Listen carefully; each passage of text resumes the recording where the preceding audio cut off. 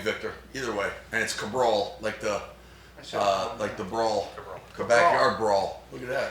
Yeah. All right. Questions, Greg? So Vic, start with. I mean, a month, 2 months. I don't even know how. It's not been long. So the adjustment here, and you mentioned Power 5, but does it feel different?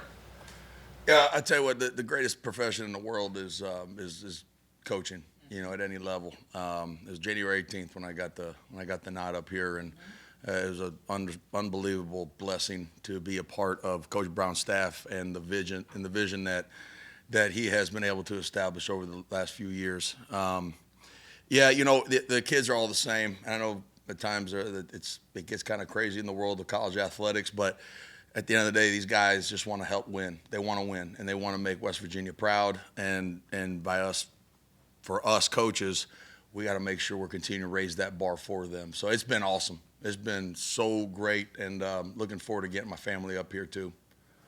So I know that Jordan has said similar systems that you've worked in the past. Has there been a learning curve for you as to what you're supposed to teach? Yeah, there is a little bit of a learning curve. I come from a 3-4 system, last about 6-7 years, and there's some nuances. You know what I tell people? It's not exactly learning Chinese. It's just learning new dialect, and so there's some new terms, some new things that we're asking our Spurs to do that I hadn't done in the past as much.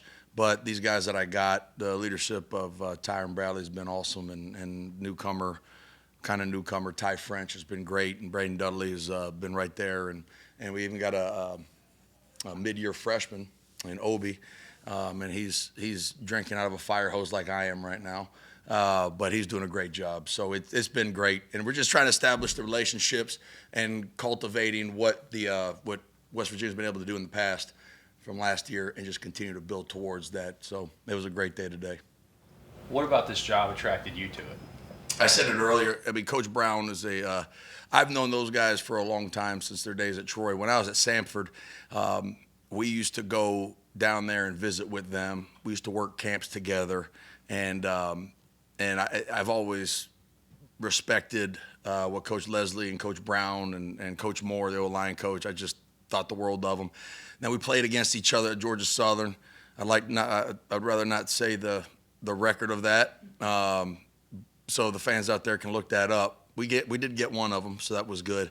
But the vision of this program and what it means to this state, and just the position that we're in here to continue to climb. And I hate to use a coaching cliche, but if you're out there that practice, you know the energy and you know the message that coach is giving. And these guys that we're playing, that are playing, I mean, they're a lot of fun to be around. They put a lot of work and time into it, and so they're just all trying to do their best. Coach, how much were the Mountaineers just on your radar from afar? I know you're coaching your team and focused on your team, but obviously last year here, Yep. big turnaround from the year before. Yep. But around the country, people were kind of down on the program. Were you surprised? Were you expecting it? You knew the coaches? No, I was not surprised at all. And again, I've been in this business for 17 years, I think, and I'm about people. And going back to Coach Leslie, me and him have always been really, really good, like really good friends first.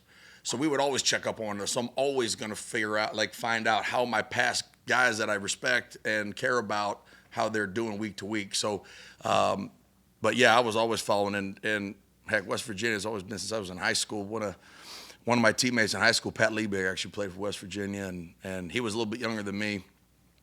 I think he was a sophomore and I was a senior. I was glad I was getting out of there because he was really good. I didn't want to lose my spot. Buy a car from him? No, I don't. I think he's a Kia. I don't drive Kias.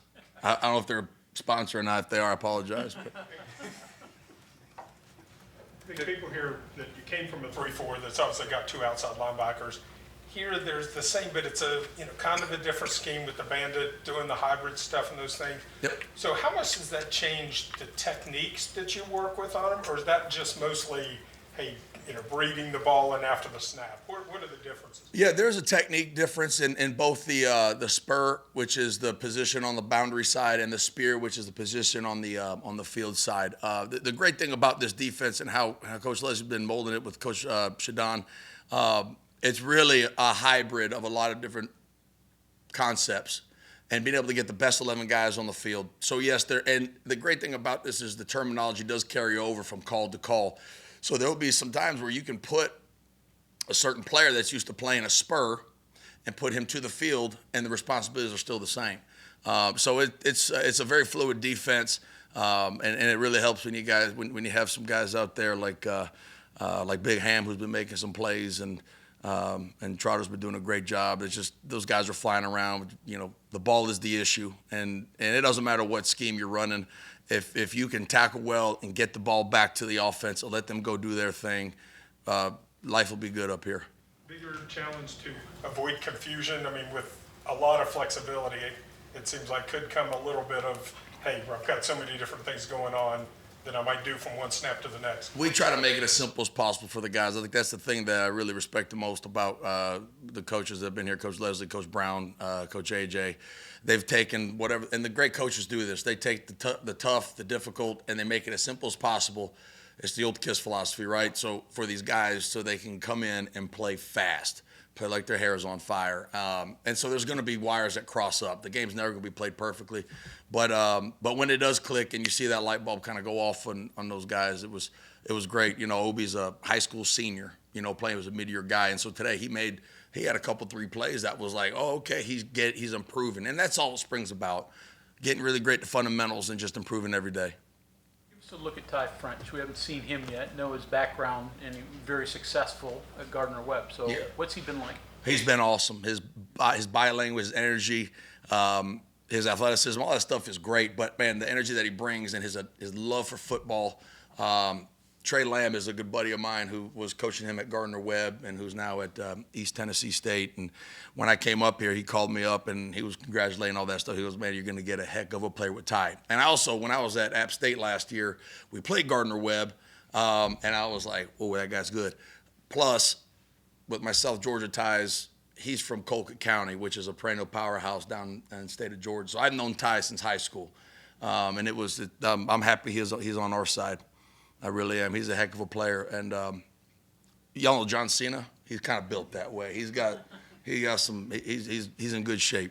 I don't want to disparage FCS football, but a kid who puts up numbers like that, how does he fall through the cracks coming out of a very good high school that he isn't, a Power 5 guy, D1 or FBS guy?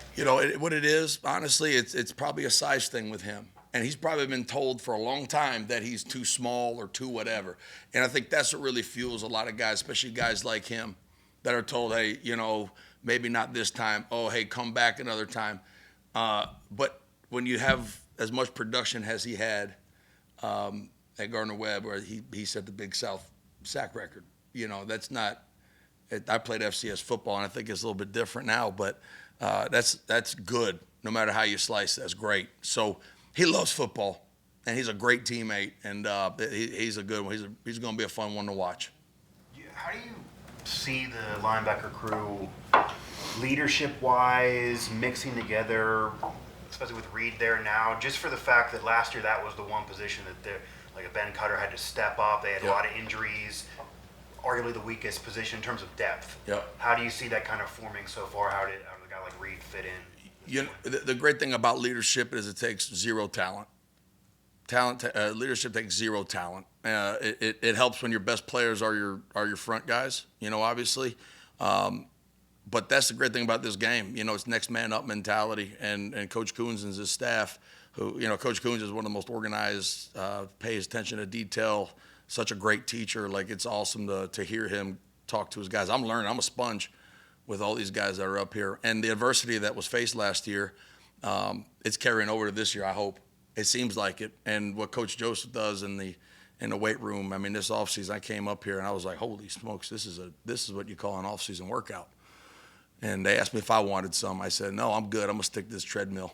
But no, this is a really, really fun team to be around. It really is. And I know it's early on in the spring, and we're going to see how it continues to go. But these guys come in, they want to work every day. And playing for West Virginia is important to them. And that's really what you want, especially in today's day and age.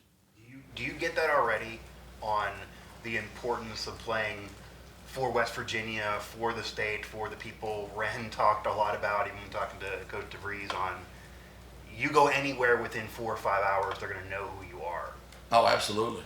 I mean, you know, I think that's no, absolutely not. You know, and it's not a directional school. You know what I mean? It's one of those deals where it just there's an incredible amount of pride that revolves around this area, and it really shows with the guys on the team. I mean, they take a bunch of pride in it. And I think us as coaches, I mean, I try to get inundated with the culture around here, because that's what I think really separates us from a lot of different guys. Just more than just tradition. And you know, nowadays with NIL and all that, I mean, you got to have some kind of foundation. This place has it. It's awesome. Coach, when you take a new job, you know, you come here, they show you around or whatever. The first time you're kind of left alone to do the job, what's the first thing you do? When it's all right, one more time. So like, Because there's a lot of firsts. you get here, you know, they show you around everywhere. Yep. But like the first time you're kind of left alone, and it's like, okay, do the job. Oh yeah. You know what I mean? What's the first thing you try to do? The first thing I did was I called up all the players that was in the group, and just I want them to know who I am and what I'm about, and how I want them to be great. Like, that's all I want for them. And I don't believe in tough love. I think love is love, and time is love, and you got to love them up, and that's good and bad and ugly. So I really hadn't had a chance to catch my breath yet, but I knew, you know, in this business, in this profession, it's a people business, and we still have to be, you know, servant-minded for these players. Like, we have to give them everything we got. And so that was really the first thing I did. That was my comfort zone.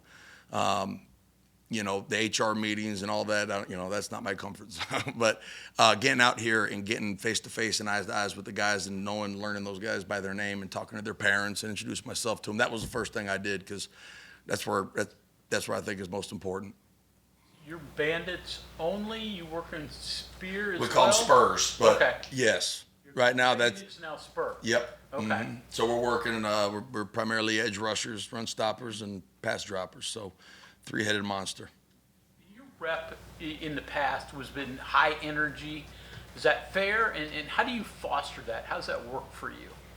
Yeah, I've been known as a high-energy guy for a long time. I had overcome talent, so I did that with excitement, even as a player. You know, everything that I have, I owe it to this game, honestly. I met my wife. I got 2 degrees from it. I got my profession. Took me out of where I grew up. I was the first person in my family to ever go to college, you know, and I owe it to the game, and I owe it to my coaches that helped me get to this point. So I have to bring that every single day. And that's the energy I bring every single, like, that's my why. And I love my guys, I love my family and all that stuff. But this game has given me so much, and that's why I come out with as much energy as I can. I'm gonna be wrong a lot of times, and I'll probably say some stuff that I shouldn't say, but it comes from the right place, you know. So, but yeah, everyone's a little different, but that's who I am. They brought you in here to help on the edge rushing. Yes, sir. When you look back, and I'm sure you looked at film from last year and that, what do you bring? What's the key to straightening that out and getting it going? I think what we have to make sure we do a great job of is understanding the mentality you have to have when rushing a passer. You know, as a unit, as an entire team, we led the Big 12 in sacks, correct? So as a unit, as a big team, I think they did a great job. But as a specific position, I think we only had about 2.5 sacks. Now, there was a bunch of pressures, and there was a bunch of times where we affected the passer a good bit. I think pass rushing is patience, and I think these guys have to understand that simple is better, and we just got to get more reps at it. And we got a great offensive line that we get to go against on a regular basis. So the biggest difference is just attacking our edges, making sure we know where we fit, and having a set plan as we attack every team that we go. Did you just say pass rushing is patience? Yes, sir. That's counter to what you're doing. Ain't it though? Yeah, it is. You got to. Put it this way: if you look at how many times in a season a guy, quarterbacks throw the ball, and if you as an individual have double-digit sacks, let's say they throw the ball 500 times in a season, you got all those opportunities, and you only have 10 sacks. If you're in the NFL, you're playing the Pro Bowl with double digits. So you have to understand that it's a long-term game. So being able to attack that in a short amount of time, that's where we come in as coaches. But they have to have the understanding of, look, we're setting it up for when we need to have it. makes out 7 times. That's right, unless you're Tony Gwynn. Ask you about Ty French. What about Tyron Bradley? What do you see of him? Tyron's been awesome. I've really enjoyed getting to know him a lot. I mean, he's got this fire inside of him. He wants to be great. He wants to lead. And you know, the thing with him that I've been talking to him about is just be yourself. Just be yourself. Go out there. Let me see what you got. And he does a great job in that meeting room. And I'm really happy where he's at.